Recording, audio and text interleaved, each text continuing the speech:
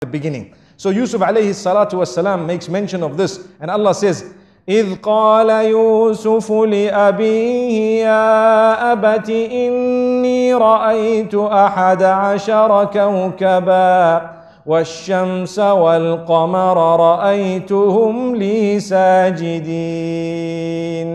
He says, oh my father, I have seen 11 stars, the sun and the moon, prostrate to me in my dream. The father interpreted dreams. He was a Nabi of Allah, and immediately he knew that there is something going to happen. This child, Allah is going to elevate him.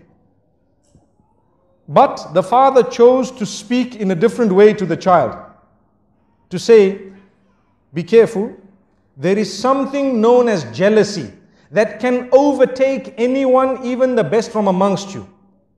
Something known as jealousy that can overtake even the best from amongst you. So be careful what you tell them. Do not relate this to your brothers. I want to stop for a moment and talk about Instagram and Facebook and your little profile pictures for 1 second.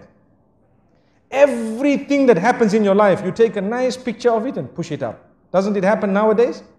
Watch out, be careful. People are suffering and struggling. Why? Al-aynu haqq. You need to know this. The evil eye is the truth. The hadith says, you are inviting people to have the evil eye on you. Look what I ate. Wallahi, I've seen people's profiles. Every meal, they change the picture. Why? Because I had turkey. Wow. Did you have turkey? They say, I had this lasagna. And you need to know how to pronounce it as well, and how to spell it as well. And I had this and that, and this is the juice I had and the drink I had, and this is where I went, and this is the hotel I stayed in, and this is how beautiful this was, this is the dress I bought, and this, every single thing. And every while you dress your child and the picture is up, and you dress another child and the picture is up. Wallahi, there is a lesson. Go back to Surah Yusuf. There are 2 times that we learn a lesson in this surah in this regard. One was when the brothers were all entering into that particular palace or into the ministries in order to get their food. The father says, enter separately. And one of the reasons mentioned in the books of tafsir is so that the people's eye does not catch you all and does not affect you with the evil eye. That was one of the lessons that we learn. And here as well, the father says, لا تقصص رؤياك على إخوتك. Do not relate this dream to your brothers. Do not relate it to your brothers. Why? Because they may plot against you. Out of what? It is clear, out of jealousy. And the hadith says, إِنَّ الْحَسَدَ يَأْكُلُ الْحَسَنَاتِ كَمَا تَأْكُلُ النَّارُ الْحَطَبِ. Indeed, jealousy would eat away at your good deeds in the same way that fire would eat a dry log. And we know this. So my brothers and sisters, think for a moment before you upload your pictures and before you actually put your food and everything else. You know, we are not saying that you should divorce yourself completely from technology, but what we are saying, make good use of it. Make the best use of it, but do not use it to destroy your own self.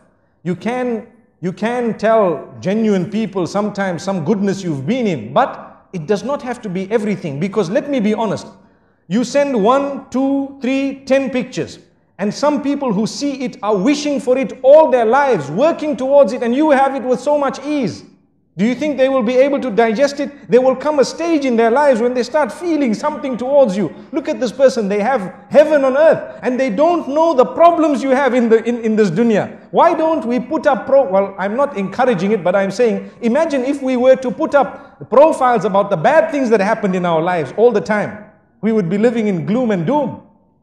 But man is such by nature, he wants a good picture of himself out. He wants a good picture, everyone. We want a good image. So there's no harm in portraying that good image, but it does not need to be the finer details of your life. Leave that between you and your loved ones and those who shared it. And sometimes if you really want, perhaps once in a while, you may want to share it with a selected few. May Allah subhanahu wa ta'ala grant us a powerful and a beautiful lesson. Look, we're speaking about Surah Yusuf, and we started speaking about beautiful things, and we said, be careful who you share it with.